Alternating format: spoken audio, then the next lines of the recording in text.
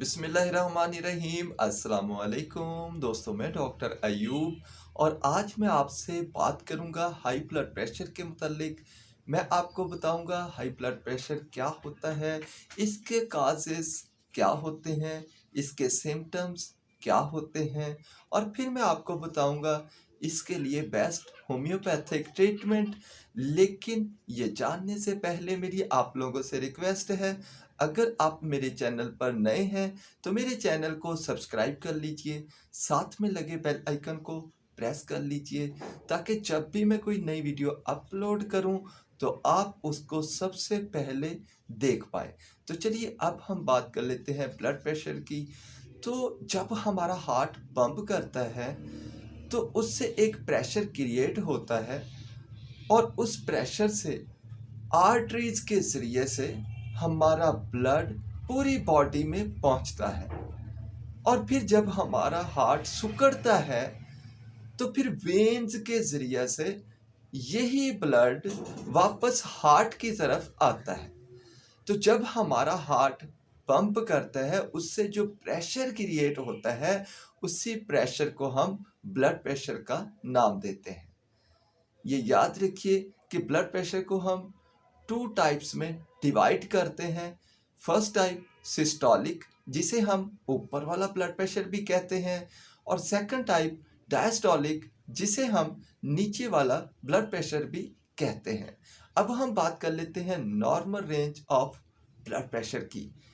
तो इसकी normal range होती है, सिस्टोलिक की होती है 120, और अगर ये 125 है या 130 भी है तो इसको हम नॉर्मल ही लेंगे।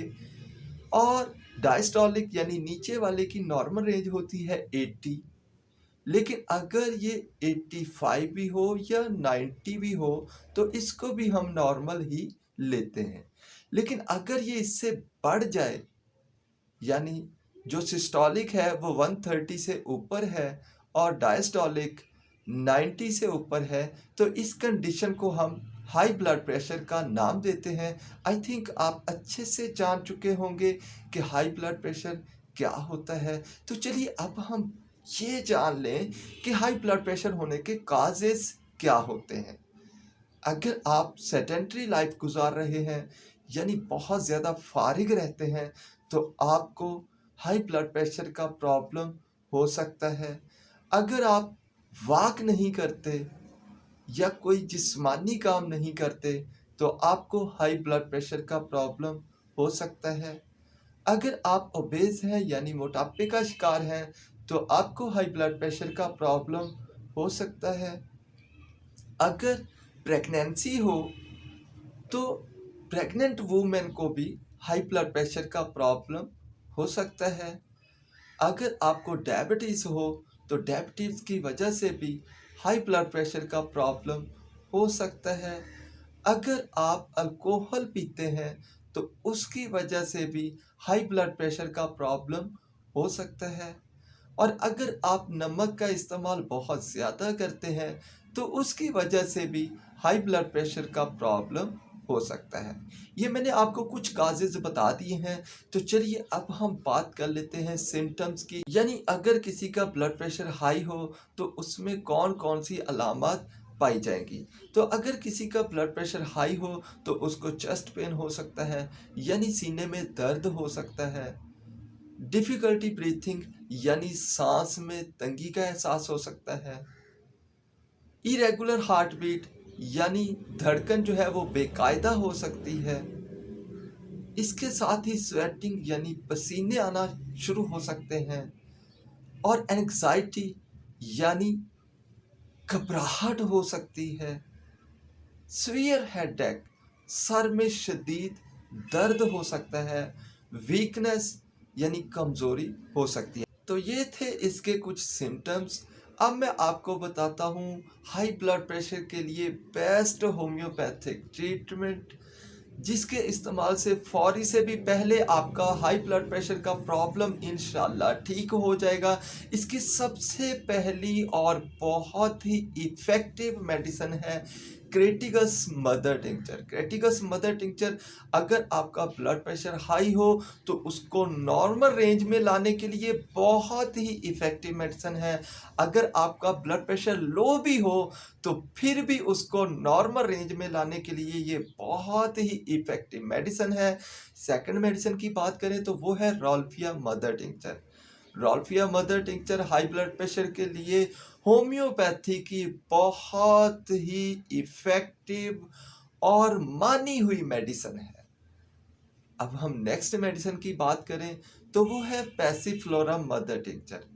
अगर आपको एंग्जाइटी की वजह से हाई ब्लड प्रेशर का प्रॉब्लम हो या डिप्रेशन की वजह से हाई ब्लड प्रेशर का प्रॉब्लम हो या आपको नींद ना आती हो और आपका ब्लड प्रेशर हाई हो, तो इन चारों मसाइल को ठीक करने के लिए, इन चारों प्रॉब्लम्स को ठीक करने के लिए, एंग्जाइटी को भी ठीक करती है ये, डिप्रेशन को भी ठीक करती है ये, इंसोम्निया यानी नींद की कमी को भी ठीक करती है और हाई ब्लड प्रेशर को भी ठीक करती है। तो ये मेडिसिन बहुत ही इफ़ेक्टिव है हाई ब्लड प्रेशर के लिए। तो अब हम ये जान लेते हैं कि आपने इनको यूज़ कैसे करना है। तो आपने इन तीनों मेडिसिन को ले लेना है।